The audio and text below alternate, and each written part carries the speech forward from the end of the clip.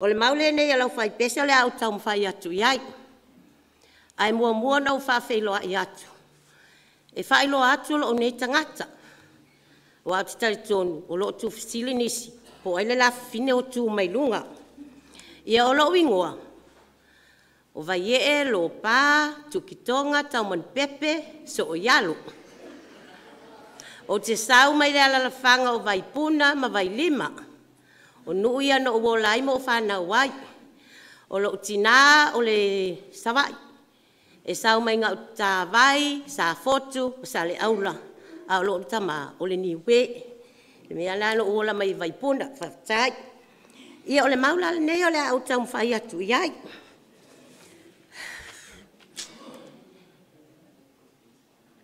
O le tusi whai tau, i o suam tā upo e luas fultoru. A o lona whai upo e luas mua, e o le sfuluono. O le matua, o Iosua lona mata upo e luas fultoru, whai upo e sfulwha. Wha auta mai foi, o au nei, o le a o walu i le aso nei, i le alo le lalolangi uma. A ua o tau i loa ma o tau loto atoa, ma o tau wanganga atoa. E le i uvale se upo e tasi upu le lei uma, na feta lai mai eile ali, lo o tau atua, i ate o tau, ua lei uvale se upu e tasi. O le manatu au tu, talitonu i folfolanga, ale atua, believe on promises of God. E whala vaenga, ua vai ina iai, mua, o le atua ele o se tangata. Lua, aua le ola masal salu.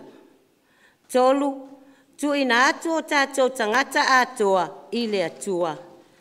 Wha e tau nuu folfolanga uma le atua. Lea o le amoli mau atu ele au fai pese. E fia o se wha amatalanga le tusi a Iosua.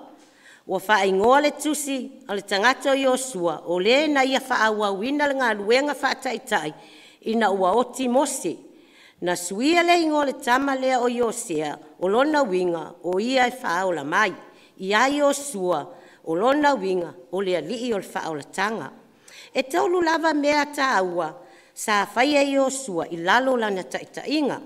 Mua, o le whaato i lalo ina o maa lo ma nuu atua oi. Lua, whaulu fale le nuu fola ina o kanana. Tolu, vai ina o ele o le nuu fola ina o kanana. I tu a inga isfululua o Israelu. O mai loa la ila mata upolo o wha mawhaina le au whai pese. Tali tonu i folanga le atua. I lona vaenga mua o lo whaapea mai. O le atua e le o stangata. E lua ingoa e peru o lo ta uai le atua. O le Yahweh lona winga le ali ie. Ma le Elohim le atuai. O le atua e awai so se mea. O lo whaalia ai le sirisili ese o le atua leo Israelu. O le atua foi, e le mawhai na whamtalaina atua i se mea, o le fuafuanga, e pei o isi atua, e whaatusa i povi la au foi ma isi mea. I le peneta tuka, o lo manino nisi o winga o le atua, o ia o le atua fuafua, o le atua paia, o lo ta ua foi, o le atua tausifia ngainga, o le atua fo'i o le ami o tonu. O lo tā ua fo'i o le atua pule au. O ia o le tamā. Pau lea o le taimi o lo whaingoa ina ai, ma whao ngā ina le ata lea i le pena te tuka le atua. E wha matala ina ai lo na vafse o tai, ma Israelu ala na whanau. Tosi whai tau, Deuteronomium tā upue taurusulua, a o lona whai upue ono, wha mole la whai pese whai tau mai.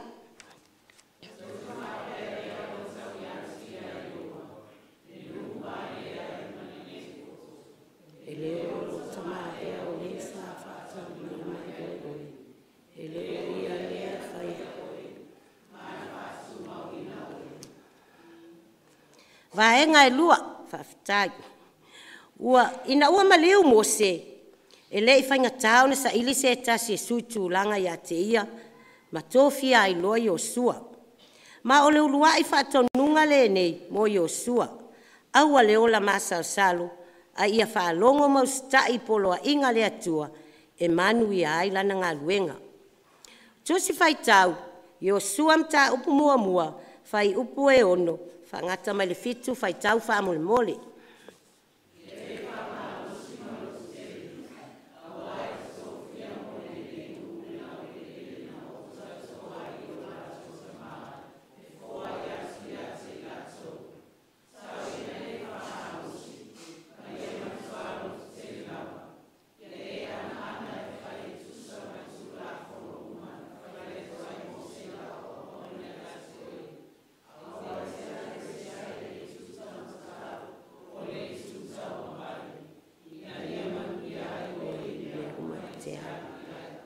Whawhetai.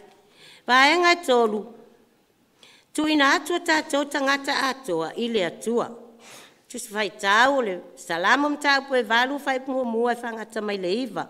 O lo whaulu tala ina le nei salamu i le sili ese o le fuafuanga le atua. Ma o lo ilo ai le manatu mai o le atua i le tangata. O le anganga vivi o le whai salamu o no le alofo o le atua i mea umana hia whaia. Ai mai se ai. O le whaata atianga o le ngā solonga le laulangi. O le whai upu mua ma le lua. O lua i whai upu ia o lo atangia ai le anganga vivi o le tustala. O vi inga o le atua ua tumu ai le laulangi. Ma ua iai whaatasi le whiangainga. O lo ma whai fōi o nei loa le pule tu tasi a le atua. Na te whaatino ina ai le mamalu ma le vi inga. I so o se mea na te whaia. O le ngā luenga ua whai na whaia e lo na lava mana. Ma e whaalia lea i le vivi i mai o tama mea, ma tama whesusui. O lona winga, o lo atangia lava le vivi o tamaiti pepe. Whaato a whanau mai. O le whai upo e tolu ma le valu, i whafo atu o le fofoanga le atua, o lo o iai le tangata. O ia lea na te moli mauina le vaaia, o le matanga o fia o le fofoanga, na te lefe silingia, ae ua maua aila na ia tali atu. Wa o awina i fo i o ia ilo na tali atu. Lea li ie ma lo ua tu ai. O lana tali atu lea. E wha ilo ailo na nganga vivi ma le loto whaftai. O le tu fo i o le atua. O lo atangia ai le nau mai o le atua. Wa ia whai ai mea le lei uma mo le manui o le tangata. Lea ua fisilingia e le tangata lea lofa o le atua. O lana si singa e le mawhai na whaangaloinga le tangata. A wa a fua le foa ia le atua, o na le mawhai lea o na tali tangata. A wa tu ina mai le atua le tangata le pule mo nei mea uma. E le i aluai so na afu, a e sele ma le file e mu.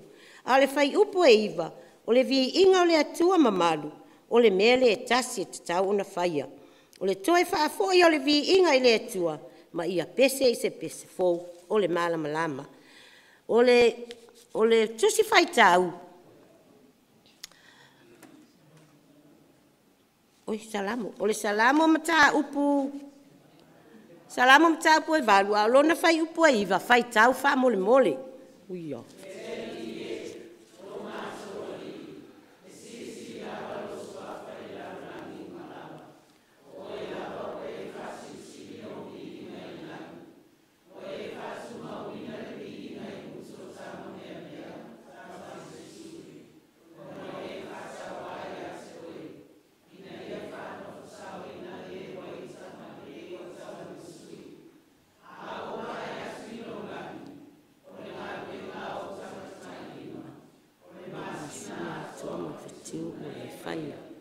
Fafta.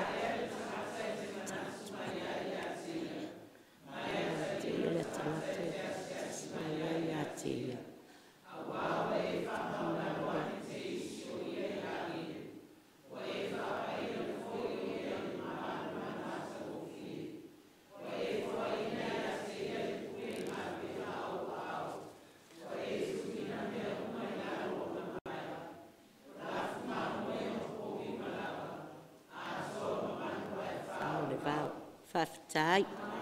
Ui.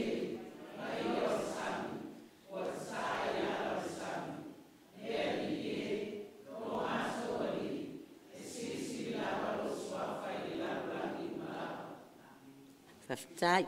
Ma le vaenga muli po le vaenga e fa. Tau nu folfolanga le atua. E tali tonu o Yesu lava o le faola e peo ne folfola ina mai le atua.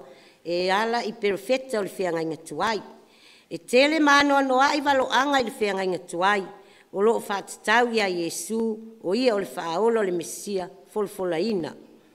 O le whai upo e lusu tasi o le Luka, o loo tā ua ai le baptiso ino Iesu, o le whai longa le saunia o ia, mō lana ngā luenga whaaola. O loo tā ua e Luka, ua tatalo Iesu, o le whai longa le fiso ta iatu i le atua, mō lana ngā luenga whaaola. A le whai upo e lufululua, o loo tā ua ai mea na tutupu le baptiso ino Iesu, o lo whaaria i fo i le malelenga tu sao mai le langi, e whailo ai, o Iesu, o le alo le atua, e pei onda folofola ina. O le tusi whai tau, luka mtau po e tolu whai po e luasfulu tasi, ma le luasfulu lua, whai tau whamul mole.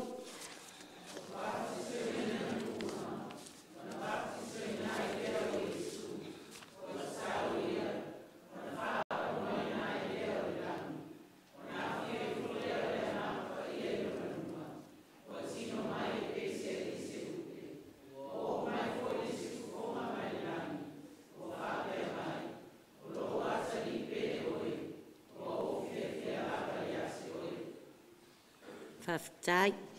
Ia manu teleina lau sunga le taitai. Whapele malu le kālesia. Nisi mwhai on tatou au ai whaatasi le nei sau ningo le au tau mwhai. Ai ola le au whai pese soifua.